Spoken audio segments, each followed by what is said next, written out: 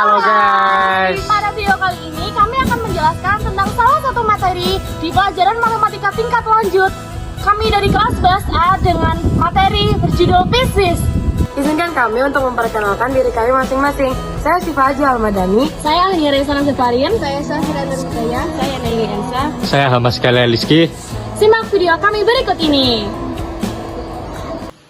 Jadi, pengertian dari fungsi bisnis adalah fungsi yang memiliki banyak aturan. Dengan setiap aturan berlaku pada bagian tertentu dari daerah asal.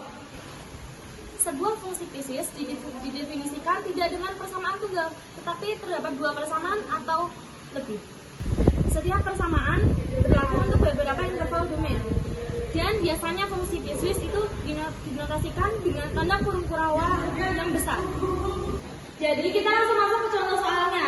Di sini soalnya diperintahkan untuk menggambarkan grafik dari fungsi berikut. Dari fungsi x, di sini ada tiga persamaan yang dinotasikan. Yang pertama dengan x plus 4 jika x kurang dari min 2. Persamaan yang kedua, x kuadrat jika x lebih besar sama dengan min 2 dan lebih kecil dari 2. Dan persamaan yang ketiga, 2 jika x lebih besar sama dengan 2 dan lebih kecil sama dengan 4. Ini untuk syarat fungsi bisnis. Dengan fx sama dengan x jika x lebih besar sama dengan 0 dan min x jika x lebih besar dari 0. Pengerjaan dari fungsi yang pertama. Kita membuat titik bantul. Tulis persamaannya dulu. Dengan y sama dengan x min 4 ya, yang pertama. Kemudian dari yang pertama x lebih kecil dari min 2. Berarti lebih kecil dari min 2 berarti min 2 min 3. Kita tuliskan di x-nya. Di sini kita buat tabel x dan y. Kita tuliskan min 2 dan min 3. Kemudian kita masukkan ke persamaannya. Min 2 di plus 4 sama dengan 2. Kemudian yang x-nya min 3 di plus 4 sama dengan 1. Jadi kita menentukan titik bantu di sini. Yang pertama min 2,2 dan min 3,1. Kemudian lanjut ke pengerjaan fungsi yang kedua. Pengerjaan fungsi yang kedua, karena x kuadrat, kita samakan x sama dengan 0 dan y sama dengan 0. Yang pertama x sama dengan 0 dulu. Ini persamaannya y sama dengan x kuadrat. Kita samakan 0, kemudian kita tulis y sama dengan 0 kuadrat, karena x-nya sama dengan 0. Kemudian y sama dengan 0, karena 0 kuadrat sama dengan 0. Kita menemukan titik pecah di sini yaitu 0,0. Selanjutnya kita masuk ke y sama dengan 0.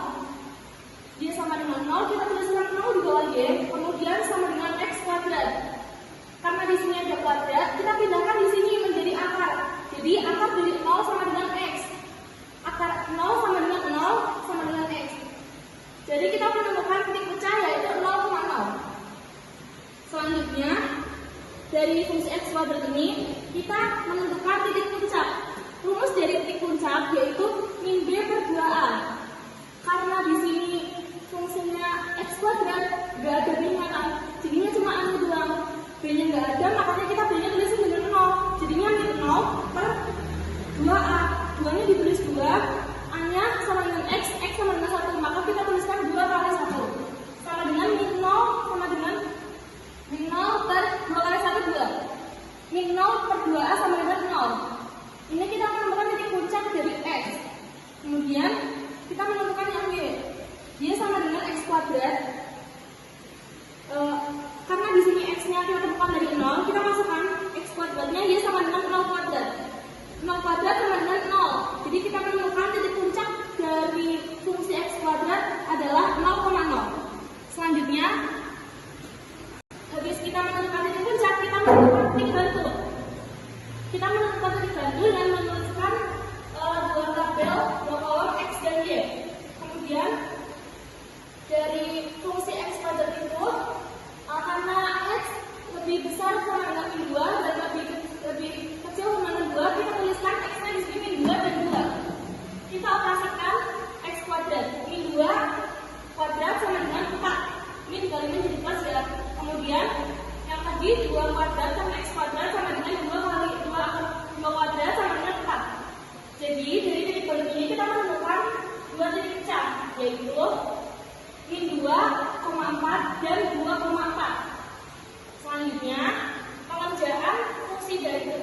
saja kita langsung menemukan titik bantu karena y-nya sudah ketemu 2. Kita langsung menemukan titik bantu, kita tuliskan x dan y dengan rumusnya itu jika x lebih besar sama dengan 2 dan lebih kecil dari 4. Jadi kita tuliskan 2 dan 4. Kemudian y-nya sudah ditemukan tadi 2, langsung kita tulis 2 dan 2. Jadi kita telah menemukan titik bantu dari fungsi yang ketiga, yaitu 2,2 dan 4,2. Selanjutnya dari seluruh pengertian. Jadi langsung saja ke pengembangan grafik. Cara pengembangan grafik itu ada aturan dalam pendidikannya. Yang pertama ada titik kosong dan ada titik yang penuh. Mengapa titik kosong? Titik kosong itu jika persamaannya itu kurang dari atau lebih dari. Nah, jika titiknya ada gambarnya seperti ini, berarti ada kurang dari sama dengan dan lebih dari sama dengan. Ada sama dengannya. Intinya perbedaannya cuma dari sama dengan. Langsung kita gambarkan dari grafik fungsi pertama. Grafik fungsi yang pertama itu kita menemukan titik pecah dari fungsi min 2,2 dan min 3,1. Nah, aturan di persamaan yang pertama itu hanya kurang dari min 2. Jadi kita menggunakan titik yang kosong. Yang pertama min 2,2 di sini ya, kosong. Dan min 3,1 kosong juga. Kemudian kita tarik garis. Nah, selanjutnya dari fungsi yang kedua. Dari fungsi yang kedua dari persamaan x sama dengan 0 dan y sama dengan 0, kita menemukan titik pecah 0,0. Dan dari fungsi yang kedua itu aturannya ada yang sama dengan dan tidak. Kita tuliskan di sini bulat penuh. Kemudian dari fungsi yang kedua dari titik puncaknya kita menemukan 0,0 juga. 0,0 kan tadi ada di sini. Ini nggak usah dituliskan lagi. Kemudian langsung aja ke titik bantu dari fungsi yang kedua. Titik bantu dari fungsi yang kedua yaitu min 2,4 dan 2,4. Yang min 2,4 itu dari fungsi yang kedua kan ada sama dengannya. Jadi yang titik pecah min 2,4 itu bulat penuh dan yang ini bulat kosong.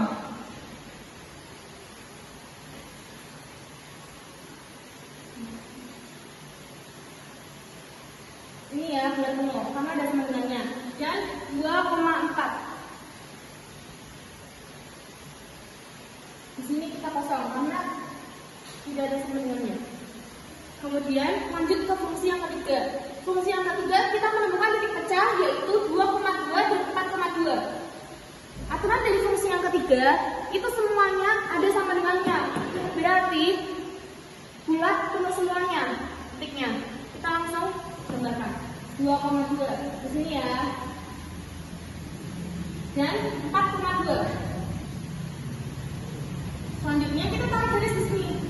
Kemudian kita tarik garis dari ujung sini sama sini karena ini yang tadi sudah kita gambar.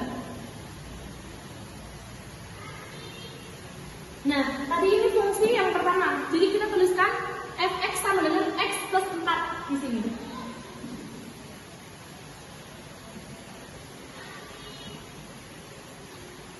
Ini untuk fungsi yang pertama. Kemudian ini kan fungsi yang kedua tadi. Kita tuliskan fungsinya yaitu fx sama dengan x kuadrat.